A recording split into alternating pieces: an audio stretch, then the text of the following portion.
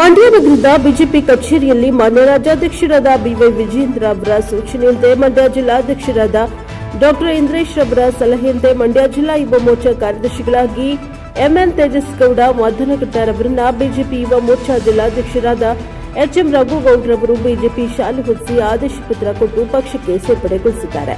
ಈ ಸಂದರ್ಭದಲ್ಲಿ ಮಹೇಶ, ರವಿಗೌಡ, ಸಂತೋಷ್, ಮಹೇಂದ್ರ, ಶಶಿಕುಮಾರ್ ಸೇರಿದಂತೆ ಇತರರು ಹಾಜರಿದ್ದರು. Bureau report Girish, NKS TV 4 Mandya.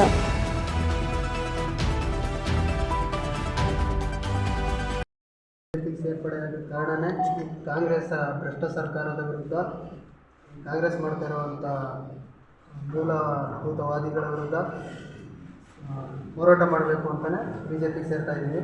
ಇದಕ್ಕೆಲ್ಲ ನಮ್ಮ ಜಿಲ್ಲಾ ಯುವ ಮೋರ್ಚಾ ಅಧ್ಯಕ್ಷರಾದಂಥ ರಘುವಣ್ಣವರು, ಅದೇ ರೀತಿ ಜಿಲ್ಲಾಧ್ಯಕ್ಷರಾದಂಥ ಇಂದ್ರೇಶ್ ಅಣ್ಣವರು, ಅದೇ ರೀತಿ ನಮ್ಮ ರಾಜ್ಯಾಧ್ಯಕ್ಷರಾದ ವಿಜೇಂದ್ರಣ್ಣವರು, ಇವರೆಲ್ಲರ ಆಶೀರ್ವಾದಗಳೊಂದಿಗೆ ಇವತ್ತು ಬಿಜೆಪಿಗೆ ಸೇರ್ತಾ ಇದ್ದೀವಿ.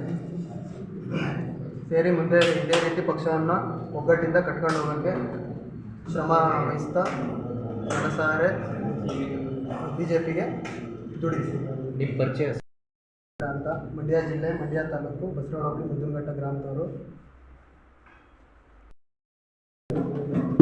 ನಮಸ್ಕಾರ ಎಲ್ಲ ಮಾಧ್ಯಮಿಕರಿಗೆ. ಇವತ್ತಿನ ದಿನ ಉಗಾದಿಯ ವಿಶೇಷ ದಿನ.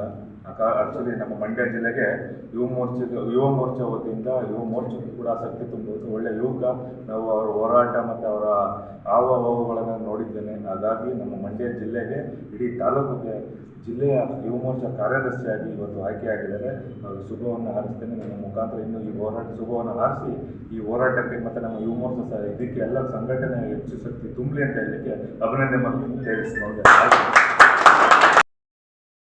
ಹಿಂಗೆ ಸ್ಟ್ರಾಂಗ್ ಆಗಿ ಬರಬೇಕು.